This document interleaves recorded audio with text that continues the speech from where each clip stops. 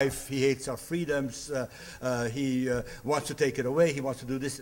But the fact is that basically he's interested in what we're doing there, and that's what he's responding to. And I'm not saying that that would be a sufficient reason to withdraw from the region or not to do anything there. But I think we have to take into account that unleashing new wars in the region is going to produce new, ever new blowback phenomena. You say you enjoy the idea of killing terrorists, but do you enjoy the idea of producing new terrorists? Because that's the question that is equally significant. You know, are you producing them at a quicker rate than you're killing them? You're not really killing a hell of a lot. Well, you might as well come right out and say it, that the cause of terrorism is the resistance to it. That's about as far as your syllogism goes. No, I actually haven't said that. I distinguish between... I think I heard you say more or less exactly that. And I don't think you understood the philosophical distinction. When you say that whatever it comes from, if fighting it only produces it, then I think you more or less have circularized your syllogism. I don't think you understood the philosophical distinction. Let me also add something. Mr. Bin Laden's group begins as an attempt to detach Kashmir from India. He wants the destruction of India, and as far as he can, he proclaims the destruction of the Hindu religion. It's quite a major democratic ally of ours. I think worth fighting on their side against that kind of gangsters. And he wanted the Philippine government to surrender a large part of its territory so as to have a separate Muslim state in the Philippines. He wants East Timor given back to Indonesia. Do you want me to go on with this? What change in your policy, what change in our policy do you think would please this man? Not a question of pleasing. And are you interested in doing so? No. Excuse me. No. The point is... you don't have to come, you don't have to come, Buster, and you can go anytime you like. No, the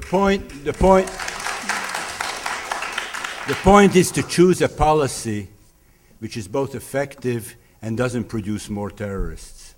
And it so happens that Afghanistan... How do you avoid the blowback from Kashmir? No. Let's talk about 9/11 and its aftermath. The American invasion of Afghanistan was a just war, was not only right in relationship to the phenomena that occurred, namely that an actual state was protecting terrorists, but also established a baseline for states in the future, because if you support terrorists in that way in the future, we will attack you. That was a very, very fundamental baseline to establish. So what do we do next? We attack a state that hasn't done that has not harbored terrorists, which means we take away the very same deterrence. We will attack you either way now. So this means that there is no reason, there's no reason for the next state not to harbor anybody, because we'll attack them. If they're dictatorships, we'll attack them one way or the other. All over New York, the weeks after the destruction of the World Trade Center and its workers, when the operation to get Al-Qaeda in Afghanistan was being meditated, I heard, you all heard it. People said, if you kill Osama bin Laden, 1,000 will spring up in his place. Who did not hear that then? That's the fatalism of your logic. Well, you should have come to the teaching at the new school. I don't say you said it, but I'm saying you might as well. I strongly argued for doing this in the sense of establishing a deterrent. I spoke like Wolfowitz on that particular subject. How do you know you're not summoning people to his banner in Afghanistan now? There's strong evidence that the Taliban is reviving.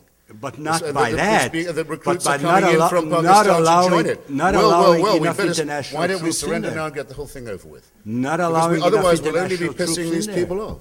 By attacking Iraq, taking away American forces from Afghanistan, there's a surplus of forces. And by not allowing international troops into Afghanistan when they were still offered, because now no one is offering them. Afghanistan is a NATO responsibility now. Now, let's come to this question about Iraq and terrorism, because I've got to say this. Mr. Yassin, the man who mixed the chemicals for the World Trade Center in 1993, an Iraqi, is taken into custody by our wonderful FBI and let go because he seems like such a cooperative witness. Amazing, but these are the people who've been protecting us all along, and the CIA as well. When the only American able to infiltrate the Taliban was John Walker Lind of Marin County. That's what you get for a multi-trillion-dollar CIA budget. All right, they let him go. He goes to New York Airport, he gets on a plane, he's next seen in Baghdad. Baghdad, as I can tell you, is not a city under Saddam Hussein you can enter or leave at will. You try it, even if you're an Iraqi. Can't be done. Someone has to want you there. All right. He's protected by them ever since.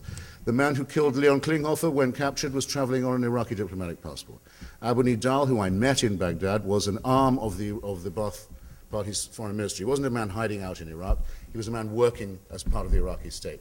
The whole of the Iraqi system was a nest and network for saboteurs and nihilists, and it was beginning to welcome the people who were trickling out of Afghanistan, most notably Mr. Zarqawi. You, any of you, are President of the United States. You say, shall we give this regime the benefit of the doubt? Why not give Saddam the presumption of innocence? That would work. Remember who you'll have to face if you're wrong. Remember what you have to live with if you're wrong. I'm afraid. The mushroom cloud. No responsible person could have taken that risk. Gentlemen. The mushroom cloud. I think that on that particular note, I think we should end because, again, you insist on putting us in a science fiction world. All right. I appeal to the fair-mindedness of the audience. Everything I've said, everything I've just said, can be verified by anyone with a search engine. Can I say something And much more besides, by the way. So, I want to thank everybody. Maybe because I'm from Argentina, because Christopher Hitchens is from the UK, and Andrew Arato from Hungary.